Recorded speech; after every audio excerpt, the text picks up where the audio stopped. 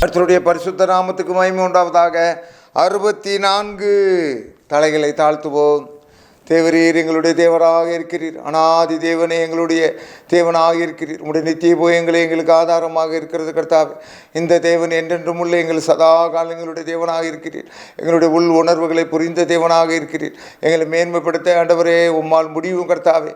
இந்த வேளையில் இந்த சாயங்கால வேளையில் உங்களுடைய சமூகத்தில் விழுகிறோம் ஆண்டவரே கர்த்தாவே. இந்த மாதம் முழுவதும் நடத்தி இருக்கிறீரே, உமக்கு நன்றி தகப்பனே. இன்னும் பிப்ரவரி மாதத்தை நீர் பொறுப்படுத்த நடத்துவீராக. எங்கள் வாழ்நாள் முழுவதும் உடைய சமூகங்கள் கிடைப்பதாக இயேசுவினுடைய வேண்டுகிறேன் நல்ல பிதாவே, ஆமேன். கர்த்தருக்கு பிரியமானவர்களே, ஏசாயா 64:4 காத்திருக்குதல். நீண்ட நாட்கள் காத்திருக்குதல் இருதயத்தை இளைக்க பண்ணும். விரும்பினது வரும்போதோ ஜீவ விருட்சம் போல் இருக்கும். உனக்கு ஒரு நன்மை வரப்போகிறது, உனக்கு ஒரு கிருபை கிடைக்கப் போகிறது, உனக்கு ஒரு ஆசீர்வாதம் கிடைக்கப் போகிறது.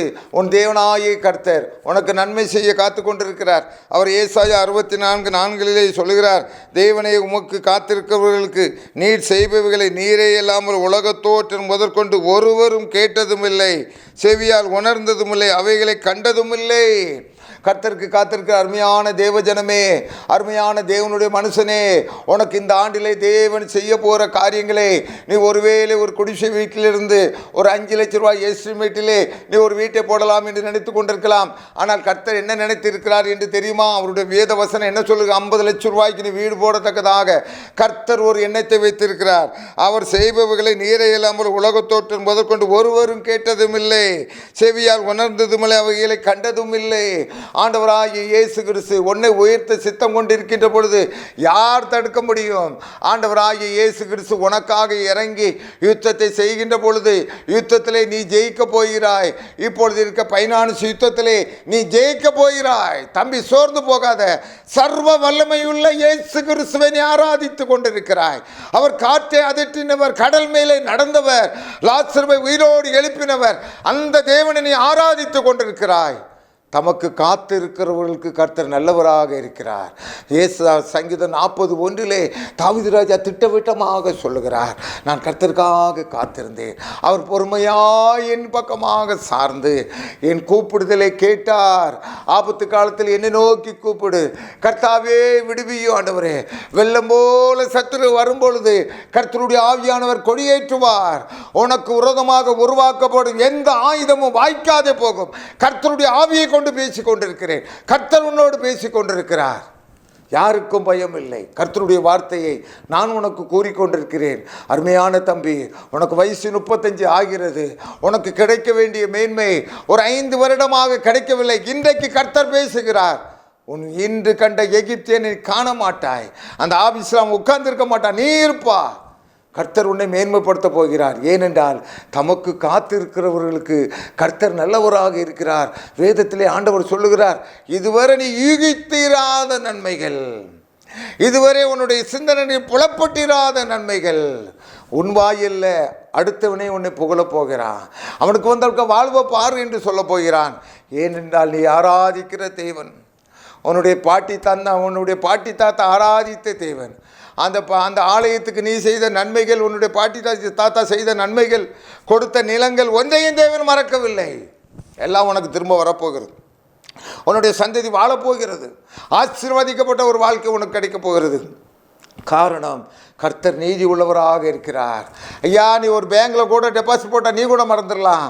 ஆண்டவருக்கென்று நீ கொடுத்த 1 பைசா காணிக்க கூட ஆண்டவர் மறக்கவே மாட்டார். ஐயா, உன் வீட்டில் அந்த அம்மா எவ்வளோ கஷ்டமான சூழ்நிலையிலையும் ஆண்டவருக்கு சரியாக தசம பாகத்தை வச்சுக்கிட்டு இருக்க. உன்னை ஆண்டவர் கைவிடுவாரா? உன் தொழிலை கைவிடுவாரா? விடமாட்டார்.